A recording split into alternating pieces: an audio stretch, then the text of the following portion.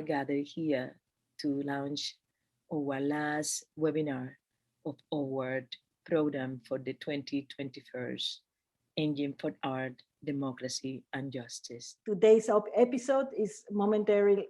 It's a momentary end and a perpetual beginning. I thought there were too many resources being used for the exhibition of art and not enough being used to create the conditions for good art to be made. Up and down. This is an installation by an artist named Rana Begum, which is made out of the fingerprints of people who were making the summit. So it was up by the time the summit came up, so the audience wasn't participating, but it's also this idea of what we can build by coming together and what's this trace that our individuality can leave when we become a collective or a multitude.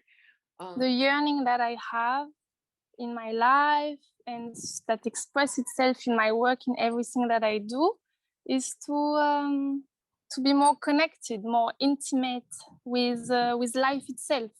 This yearning, at the base of it, it's that idea of a notion of connection, of being connected. And how do we connect?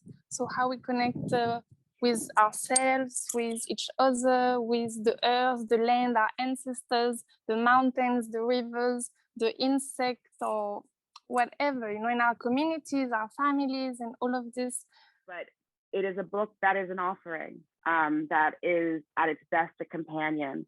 I think we're in a moment of such incredible violence and state-sanctioned negligence, really. And we created this book as something that could sit alongside so many of us who are hurting right now. Trying to answer the question of how to live together.